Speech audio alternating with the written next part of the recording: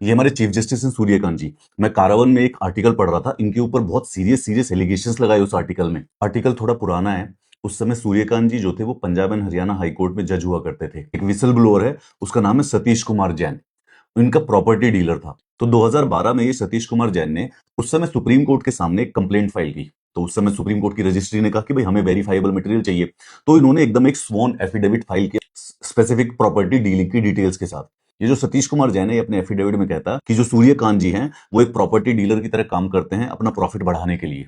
3 property को mention करता, जिसमें एक ग्रेटर कैलाश की थी, एक पंचकुला में प्लॉट था और एक कुमारहत्ती में फार्म हाउस था।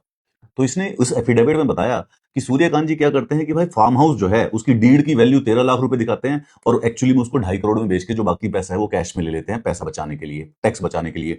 सिमिलरली जो इन्होंने ग्रेटर कैलाश में एक प्रॉपर्टी बेची थी, डीड की वैल्यू तो दिखाई 1.5 करोड़ की, लेकिन पैसा लिया टोटल 3.5 करोड़ यानी 2 करोड़ ले लिया कैश में। काफी सीरियस एलिगेशन थे ये सिर्फ एलिगेशन है, ये प्रूव नहीं हुए, लेकिन इनके ऊपर कोई एक्ट नहीं लिया गया।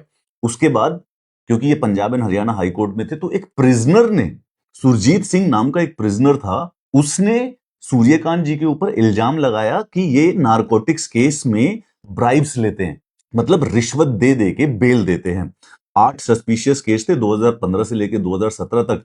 उसके बीच में जो बेल आई थी, वो उन केसेस में जो बेल दी गई थी वो रिश्वत दे के दी गई थी, ऐसी एलिगेशंस लगाई सुरजीत कुमार ने। अच्छा, 2012 में ये जैन ने एफिडेविट, प्रॉपर्टी डीलर वाला एफिडेविट लगाया था। 2017 में ये नारकोटिक्स की बेल पैसे देके लेते हैं, ये वाला एफिडेविट लगा था। लेकिन उसके बाद सुप्रीम कोर्ट ने इस पे किया नहीं और 2018 में सूर्यकांत जी को सुप्रीम कोर्ट का जज बना दिया गया। और सूर्यकांत जी के साथ एक कंट्रोवर्सी ये भी थी कि एक जज थे ए गोयल, उन्होंने डिसेंट, उनका एक लेटर था वो लीक हो गया। उन्होंने बोला था कि यार prima facie appear to be unusual and not sound in law, मतलब कि जो सूर्यकांत जी के जो बेल ऑर्डर्स है ना वो साउंड इन लॉ नहीं है, ऐसा ए गोयल जी कह रहे थे। No verification has been done from an independent source और expert valuer, not suitable for appointment till thorough inquiry is conducted. However इस वाले पॉइंट को इग्नोर कर दिया गया था क्योंकि वो तो सिर्फ एलिगेशंस थे, वो प्रूव नहीं हुए थे ना, तो एलिगेशंस से तो मतलब क्या ही फर्क पड़ता है। तो इसीलिए ए गोयल का जो ये डिसेंट लेटर था इंटरनल, इसको इग्नोर कर दिया गया था और सूर्यकांत जी को सुप्रीम कोर्ट का जज बना दिया गया था।